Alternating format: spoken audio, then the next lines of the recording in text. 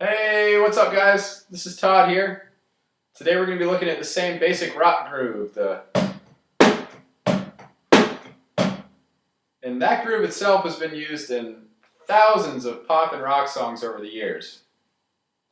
Last time we talked about how to vary your kick drum within that groove, and today we're going to be talking about how to vary your left hand on the snare and your right hand on the hi-hat.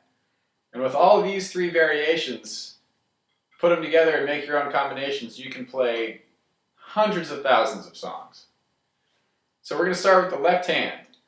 In most pop music, rap, country, rock, the left hand is playing on the back beats, beats 2 and 4.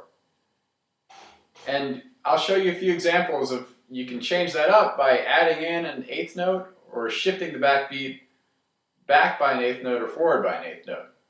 So I'll play these examples at 60 beats per minute, very slowly, and then at 100 beats per minute, and then I'll see you in a minute.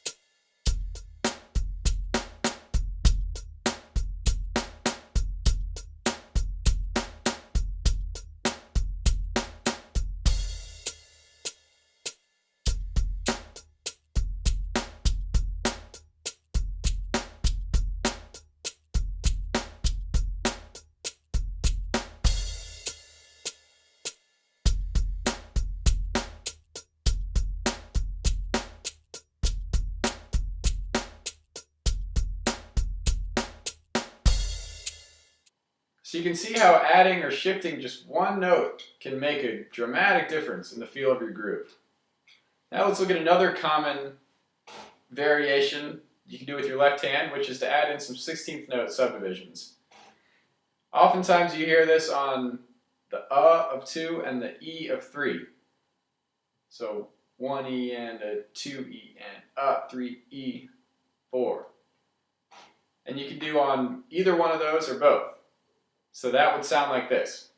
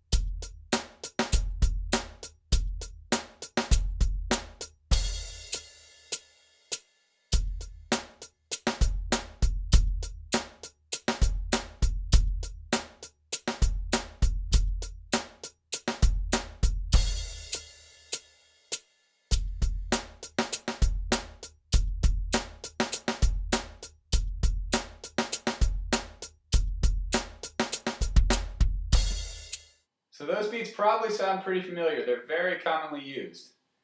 And one side note is it's very important to play these grooves at a slow tempo. And what that allows you to do is really break the beat down into its components. So you can figure out which hands are playing together, which limbs are playing together, and which are playing separately. And you can hear at times on the recording where I get slightly off from the click track. And that's something that I'm constantly working on. But if you learn it really, really well at a slow tempo, once you start speeding it up, you'll keep playing it cleanly, which is always the goal. And another reason to practice this slowly is sometimes you're going to need to play this slowly. John Bonham of Led Zeppelin was the king of playing these really slow, oftentimes fairly simple grooves, but in a way that was just incredibly heavy and awesome. And check out the link below to Led Zeppelin's song When the Levee Breaks, and it will blow your mind and your brain.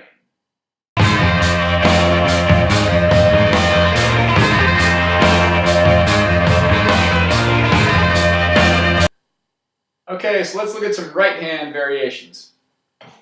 Instead of playing straight eighths all the time, you can change it up and just play quarter notes. Or you can play 16th notes.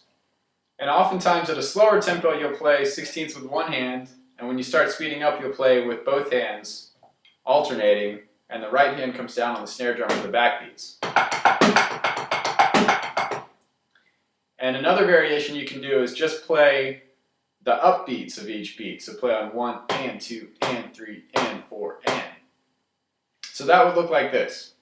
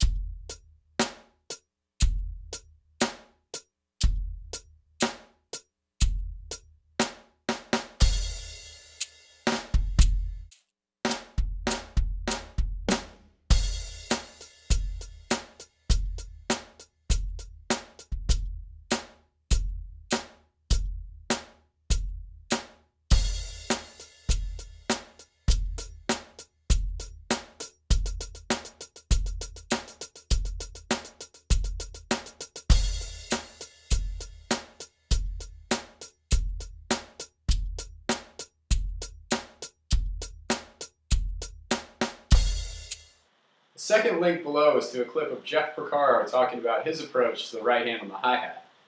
And if you don't know, Jeff Porcaro played on hundreds of pop songs in the 70s and 80s, from Steely Dan to Michael Jackson to Boz Scaggs, and he was also a member of the band Toto.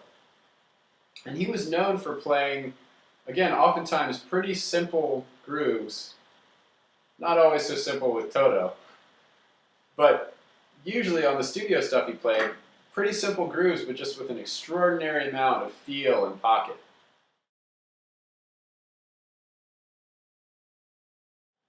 I hope you found this video useful. These are nowhere near all the variations you can do, but just some of the commonly used ones.